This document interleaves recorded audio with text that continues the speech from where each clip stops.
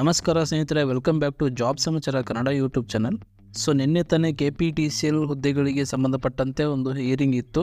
So ಆ ಹಿಯರಿಂಗ್ನಲ್ಲಿ ಮಾನ್ಯ ನ್ಯಾಯಾಧೀಶರು ಒಂದು ನಿರ್ದೇಶನ ನೀಡಿದ್ರು. ಸೊ ಅದರ ಬಗ್ಗೆ ಇವತ್ತು ಎಲ್ಲ ಪತ್ರಿಕೆಗಳಲ್ಲಿ ಪಬ್ಲಿಷ್ ಆಗಿದೆ. ನೀವಿಲ್ಲಿ ನೋಡಬಹುದು ಸ್ನೇಹಿತರೆ, KPTCL AE ಹುದ್ದೆಗಳಿಗೆ ತಾತ್ಕಾಲಿಕ ನೇಮಕ ಪತ್ರ ನೀಡಿ ಅಂತಿಮ ತೀರ್ಪಿಗೆ ಒಳಪಟ್ಟಿರುತ್ತೆಂದು ನಮೂದಿಸಿ ಕೋರ್ಟ್. ಸೊ ಇಲ್ಲಿ ನೋಡಬಹುದು, ಕರ್ನಾಟಕ ರಾಜ್ಯ ವಿದ್ಯುತ್ ಪ್ರಸರಣ ನಿಗಮದಲ್ಲಿನ 404 ಸಹಾಯಕ ಇಂಜಿನಿಯರ್ ಹುದ್ದೆಗಳ AE ತಾತ್ಕಾಲಿಕ ಆಯ್ಕೆ ಪಟ್ಟಿಯಲ್ಲಿ ಸ್ಥಾನ ಪಡೆದ ಅರ್ಹರಿಗೆ ತಾತ್ಕಾಲಿಕ ನೇಮಕಾತಿ ಆದೇಶ ಪತ್ರ ವಿತರಿಸಲು ಹೈಕೋರ್ಟ್ ಮಧ್ಯಂತರ ಆದೇಶ ಮಾಡಿದೆ.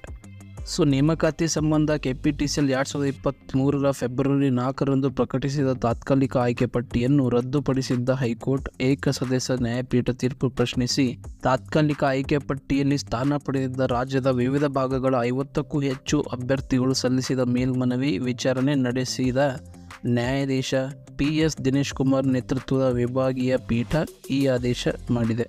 ಸೊ 2023 ಜನವರಿ 3ರಂದು ಪ್ರಕಟಿಸಿದ 404, ಇದರಲ್ಲಿ 313 ಮೂಲ ವೃಂದ ಮತ್ತು 91 ಕಲ್ಯಾಣ ಕರ್ನಾಟಕ ವೃಂದ ಅಭ್ಯರ್ಥಿಗಳನ್ನು ಒಳಗೊಂಡು ತಾತ್ಕಾಲಿಕ ನೇಮಕ ಪಟ್ಟಿಯಲ್ಲಿ ಅರ್ಹರಿಗೆ ತಾತ್ಕಾಲಿಕ ನೇಮಕಾತಿ ಆದೇಶ ವಿತರಿಸಬೇಕು ಎಂದು KPTCLಗೆ ನಿರ್ದೇಶನ ನೀಡಿದೆ.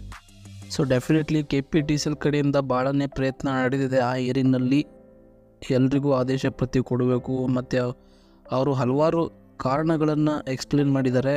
ಫಾರ್ ಎಕ್ಸಾಂಪಲ್, AE ಮತ್ತು JEಗಳ ಅವಶ್ಯಕತೆ ಭಾಳ ಇದೆ.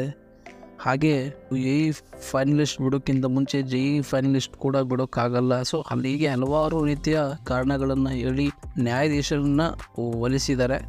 ಸೊ ನ್ಯಾಯಾಧೀಶರು ಕೂಡ ಅಭ್ಯರ್ಥಿಗಳ ಪರಿಸ್ಥಿತಿನ ಮನಗೊಂಡು finally conditional based order copy ಕೊಡೋದಕ್ಕೆ ಒಪ್ಪಿಗೆ ನೀಡಿದ್ದಾರೆ. ಬಟ್ ಎಲ್ಲರೂ ಅಂತಿಮ ತೀರ್ಪಿಗೆ ಒಳಪಟ್ಟಿರ್ತಾರೆ ಎಂದು ಆ ಆರ್ಡರ್ ಕಾಪಿಯಲ್ಲಿ ಮೆನ್ಷನ್ ಮಾಡ್ತಾರೆ ಅಷ್ಟೆ. So finally it's A good news for genuine aspirants of KPTCL. So ಮಾಹಿತಿ ಇಷ್ಟ ಇದ್ದರೆ ದಯವಿಟ್ಟು ಲೈಕ್ ಮಾಡಿ, ಶೇರ್ ಮಾಡಿ ಮತ್ತು ಸಬ್ಸ್ಕ್ರೈಬ್ ಮಾಡಿ ಅಂತ ಹೇಳ್ತಾ ವಿಡಿಯೋನ ಮುಗಿಸ್ತೀನಿ. Thank you for watching. That's it for now.